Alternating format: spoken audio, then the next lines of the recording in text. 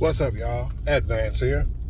So, UFC 281 is in the books.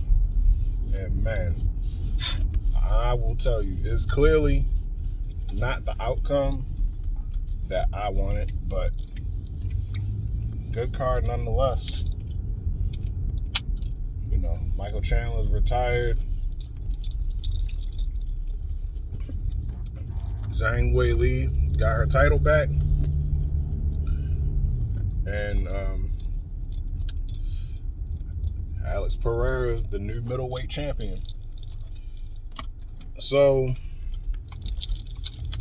with Alex Pereira now defeating Israel Adesanya, he is the only middleweight that has not only bested Israel Adesanya, but 3 times.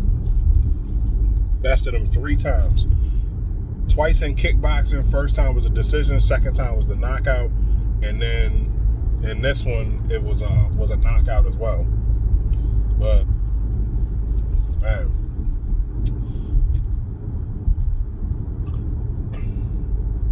so let's say, all right. First off, Weili Zhang, or Zhang Weili. I don't know which name comes first, but Zhang made Esperanza tap. And that's crazy. I don't know if you saw my video from the press conference. I was like, man, yo, they do not like Esperanza. She even big up the U.S. and they booed her. You know, like, oh man, like, but yeah, she made her tap. I think it was on like the 4th round, 3rd or 4th round. But man, yeah, she got that little got that crucifix going, bruh. But in any case, all right. So let's get to this main event fight. So first round, as usual, touch and go. Adesanya won the first round. Second round, it looked like it was a little bit neck and neck, but Pereira scored a takedown at the end because Adesanya was trying to go for a takedown. You know, he went for a takedown and Pereira ended up taking him down instead. So there was that. 3rd and 4th round was Izzy all day.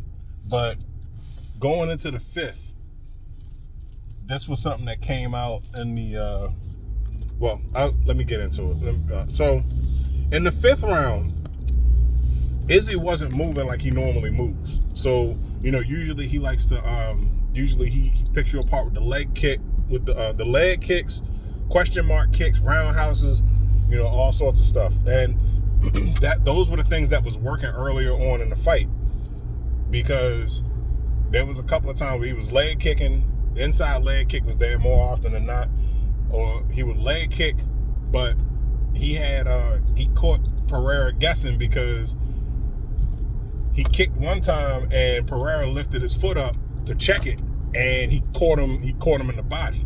So yeah, so there was that.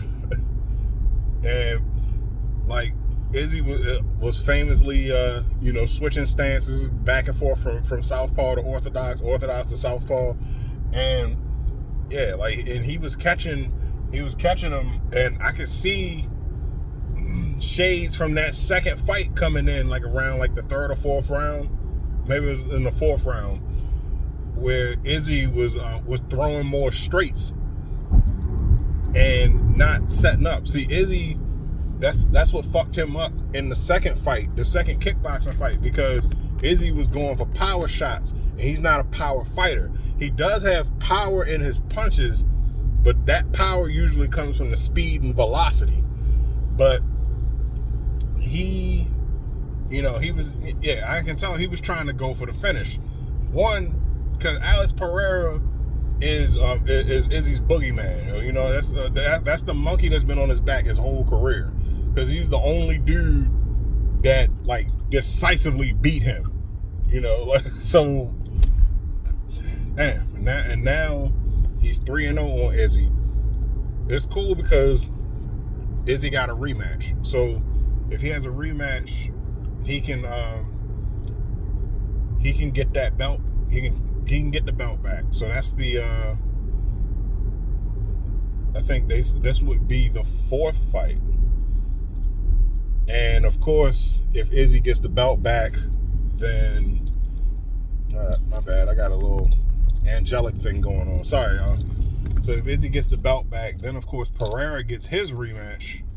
And, if Izzy beats him, he has a chance to balance that ticket. So, but in any case, I mean, hey, shout out to Pereira. Like, he found a way to win. And, like, I noticed that Izzy wasn't moving like he was normally moving.